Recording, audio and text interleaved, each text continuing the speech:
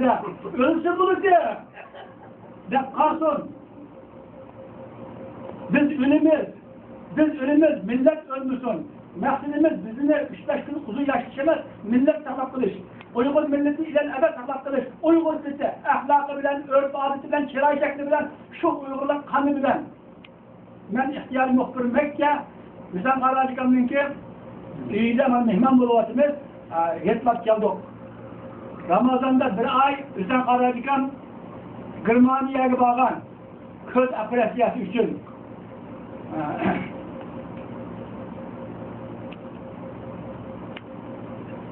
Oturup Karadikan'ın tatkı bütün dünyadaki Uygur Milli Müstakil Hareketi'nin kademi kadem bugün kelgen olsa, ana Uygur başlıklı kelgen olsa, destekçisine Sağlık Damollam'la Allah rahmet olsun, ula başlayıp gelgen, Şarkı Türkistan Cumhuriyeti'ni kurup, şartlarını görüp gelgen değil. İkinci merhalede Kızıl Xitay'dan çıkan Uygur'la başta Aytaş Alitekin Bek ve Mehmet bin Hazretleri'nin rehberliğinde Türkiye ve Saudi Arabistan'ı merkez kılıp bu davanı edip vargan.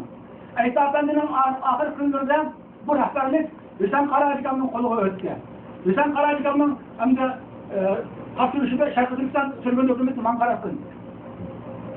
Şarkı Türkistan sürgün hükümetine kullandığın için dünya vaziyeti bu hükümetin pasif algı çıkmışı taraflı için Allah dünya Uygur kurultuyunu alır çıkarıp verdi aktif hareketler ve vatanın ana Uygur'unu çıkarıp verdi. Hazır dünya Uygur kurultuyu rehberliğinde bizim Uygur milletinin milli müstakillik hareketi nerede çok kez ilgili davadıdır.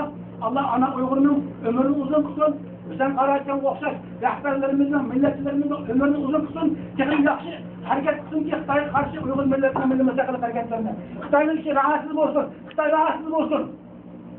Xitaycılar rahatsız olsun.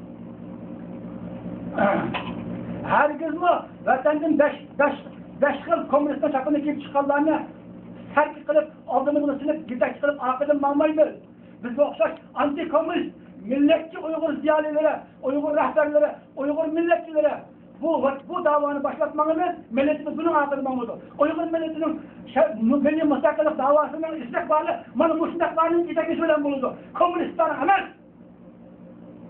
Hemen Karadikan. Hazır elde vatanda Nurbekli'nin oturduğundan eğer vatanda olup kalsa. Şunda kızıl parçaklar çıkıp yeni birine elde bilineceklermem diyor. Xitay'ın Uygur millinin yokluğunu işte yürüyülatkan koştulluk marifana nasihat kılıplık ondaki bulmaydı, mandaklı koştulluk olsun. Bizce senin koştulluğunu gerekemez, onun Türkçülüğünü gerekemez. Uygur seni gerek, başka gerekemez. Eğer Uygur medeniyetine karşı olgan olsa, medeniyetsiz medeniyet gerek bizce Uygur milletine diye. Şunda bu Karadikan, atom bombu yasaymış, arıklar yasayılmış. Ama koştulluk marifine Xitay çökünüp. Geçen geçen olar Xitayçılığı. Bak ya, bana ben Xitayçılığı okdan biliyorum, okuşuna, yazışına, sözleşine, anlaşına. 31 dünyaya fırkatına sıkattı yok o Xitayçıya. İngilizce biliştirek, illa hani Uygurcunun başka bir şey bilmendiyse, İngilizce, Arapça, başkalarını biliştirek, Xitayçı yap. Ben ciddi işin başka sıkatmayın o.